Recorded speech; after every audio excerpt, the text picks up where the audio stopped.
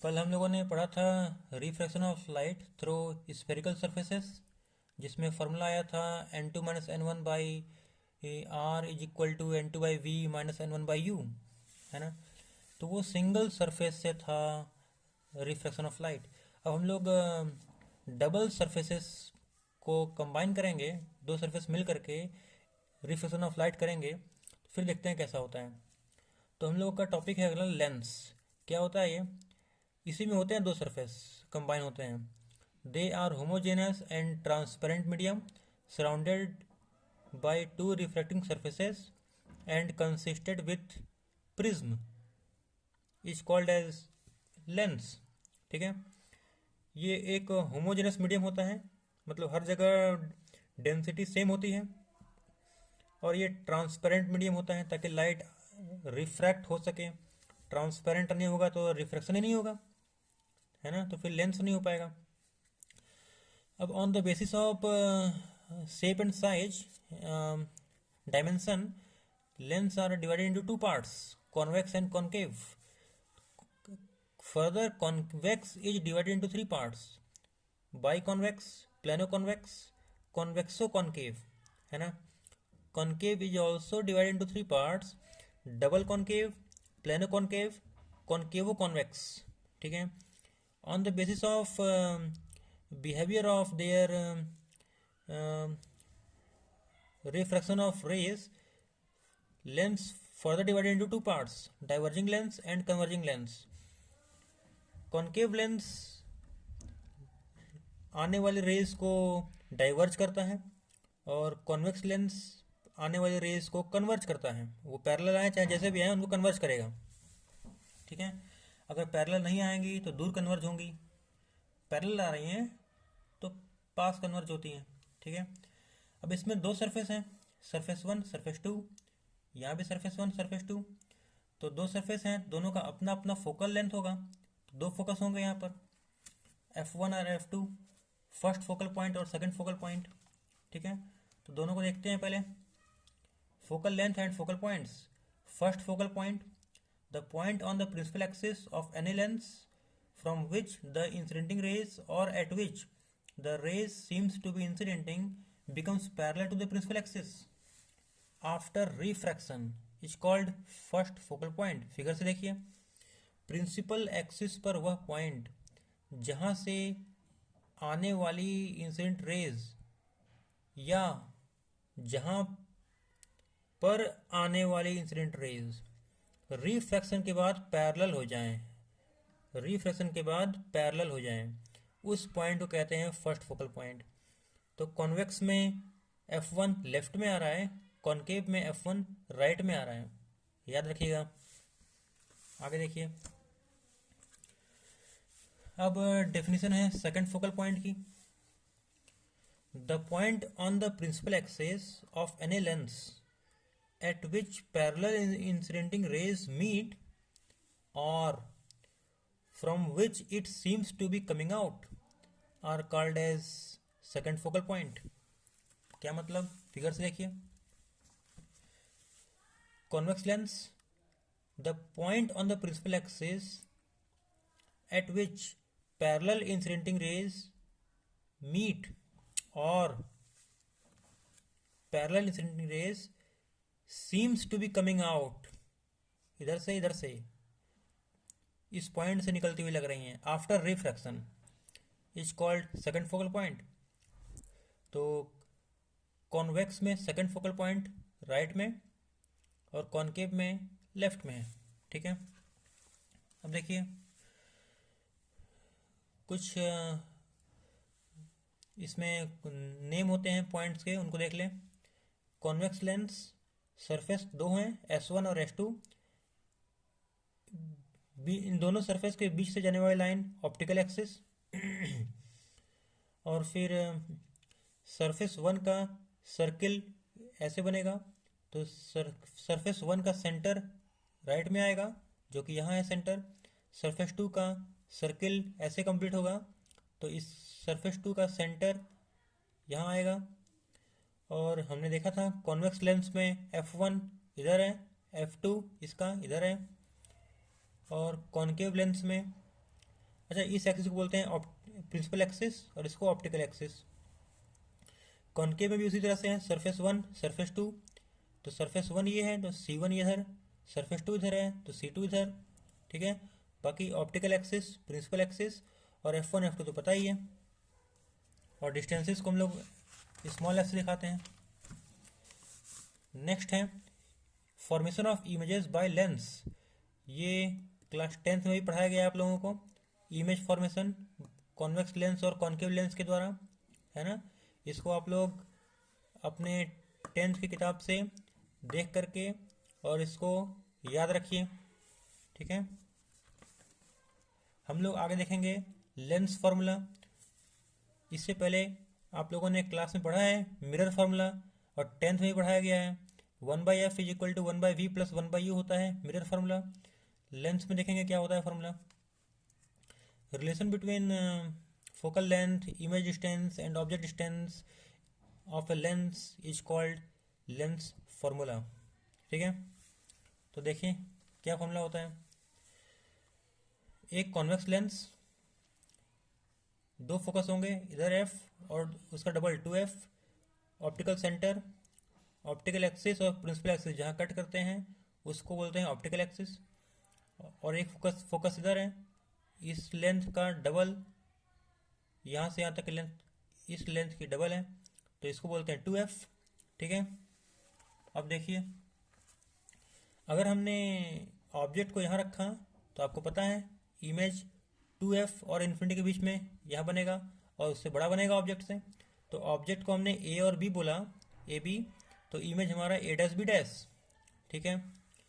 अब यहाँ से यहाँ तक की डिस्टेंस, ऑब्जेक्ट डिस्टेंस, ऑब्जेक्ट की तरफ नापी गई दूरी नेगेटिव में होती है, जो कि लेफ्ट में है ऑब्जेक्ट, तो लेफ्ट में नापी गई सारी दूरियाँ नेगेटिव और राइट में नापी गई सारी दूरियाँ ऑब्जेक्ट के अपोजिट नापी जा रही हैं, तो पॉजिटिव में होता है वो। तो यहाँ से यहाँ तक की लेंथ फोकल लेंथ, और इमेज अगर यहाँ बन रहा है तो ये लेंथ इमेज डिस्टेंस जो कि v, और राइट में है ऑब्जेक्ट के अपोजिट है इसलिए पॉजिटिव, और ये ऑब्जेक्ट की तरफ है डिस्टेंस इसलिए नेगेटिव। हम लोग निकालने वाले हैं इमेज फॉर्मेशन के द्वारा lens formula. From figure object कौन है ए बी, इमेज कौन है ए डैश बी डैश। जरा इन दो ट्रायंगल को देखिए, ओ ए बी और O A dash B dash, दोनों ट्रायंगल सिमिलर हैं।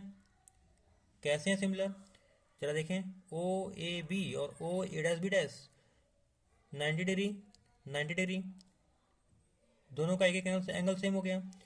जितना एंगल ये उतना एंगल ये भी, तो दो ट्रायंगल के दो एंगल इक्वल हो गए तो तीसरा भी इक्वल होगा, है ना। तो एक ट्रायंगल है जिसके तीनों एंगल्स इक्वल हैं तो सिमिलर हो गया। जब सिमिलर हो गया तो करस्पॉन्डिंग साइड्स का रेशियो बराबर होता है, तो A B upon A dash B dash is equal to O A upon O A dash, हमने इक्वेशन नंबर 1 बोला। अब जरा देखिए तो एक और ट्रायंगल एफ ओ एम और F A dash B dash, ये दोनों भी सिमिलर होंगे। कैसे, 90 डिग्री 90 डिग्री, ये दोनों एंगल सेम तो तीसरा भी सेम होगा। दो ट्रायंगल्स हैं, कौन कौन सा, एफ ओ एम और F A dash B dash, इन दोनों ट्रायंगल के तीनों एंगल सेम आ रहे हैं तो सिमिलर हो गया। तो इसमें भी करस्पॉन्डिंग साइड्स का रेशियो इक्वल करेंगे, O M upon A dash B dash is equal to O F upon F A dash, ठीक है। अब O M is equal to A B है, इसको पुट करने वाले हैं हम, जरा देखिए आगे। दोनों ट्रायंगल लिया था, सिमिलर दिखाया, रेस करस्पॉन्डिंग साइड्स का रेशियो इक्वल किया। अब ओ एम को ए बी के बराबर करके यहाँ पुट कर दिया तो इक्वेशन नंबर 3 पर आ गए, ठीक है। अब इक्वेशन नंबर 1 और 3 को ध्यान से देखिए क्या होने वाला है। 3 को देखें, A B upon A dash B dash, और फर्स्ट को देखिए यहाँ भी A B upon A dash B dash, दोनों इक्वेशन का एलएचएस सेम तो आरएचएस भी सेम कर दिया जाए, आरएचएस को भी सेम कर दिया जाए, आरएचएस को भी सेम कर दिया।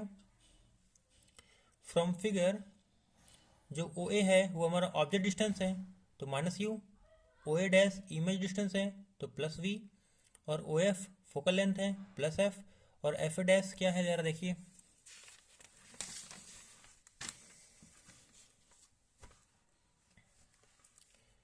F A dash, F A dash यहाँ से यहाँ तक की डिस्टेंस, ये पूरा वी है, ये स्मॉल एफ है, तो ये बचा हुआ distance we minus F.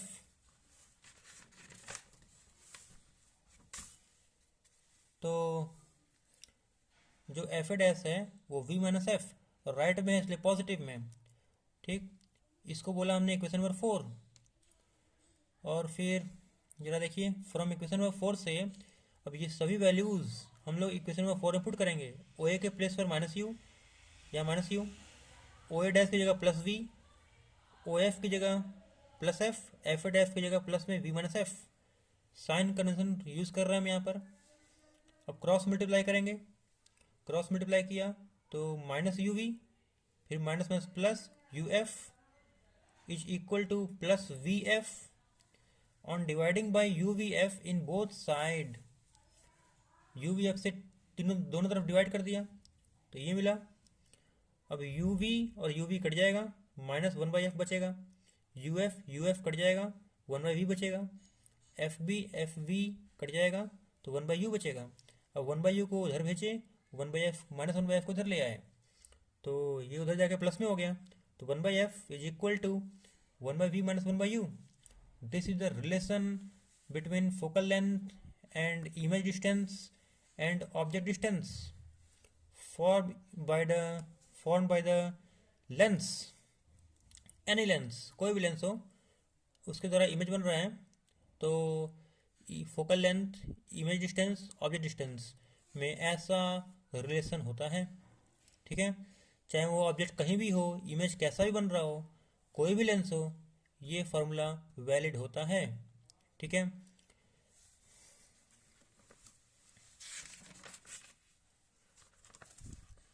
Next topic है हमारा पावर ऑफ लेंस। क्या होता है power of lens? It is defined as the reciprocal of focal length of the lens provided its length is measured in metre. 10th में पढ़ाया गया है ये, ठीक है। यहाँ भी देखिए क्या होता है, ये जो पावर ऑफ लेंस होता है ये किसी लेंस के फोकल लेंथ का रेसिप्रोकल होता है, मतलब 1/f। 1/f कब करोगे? जब फोकल लेंथ मीटर में हो। अगर फोकल लेंथ सेंटीमीटर में दिया है तो ऊपर 100 से मल्टीप्लाई करते हैं, ठीक है। ये फॉर्मूला होता है पावर ऑफ लेंस का। और फिर इसकी यूनिट होती है डायोप्टर। अच्छा, एक सवाल है मेरा आप लोगों से, कमेंट में आंसर देना सोच करके कि फोकल लेंथ बढ़ाने से पावर कम हो रहा है। किसी लेंस का अगर हम फोकल लेंथ बढ़ा रहे हैं तो पावर कम हो रहा है। क्यों कम हो रहा है उसका पावर? फोकल लेंथ के बढ़ाने से पावर कम क्यों होता है? अब ऐसा मत कहना क्योंकि P इक्वल टू 1/f होता है, ऐसा नहीं कहेंगे, है ना। पावर कम होता है फोकल लेंथ के बढ़ाने से, इसलिए P इक्वल टू 1/f लिखे हैं, ठीक है। तो इसका आंसर आप लोग देना कमेंट में। और लेंस का जो पावर है उसकी SI यूनिट क्या होती है? डायोप्टर, ठीक है। तो 1 डायोप्टर को डिफाइन कैसे करोगे?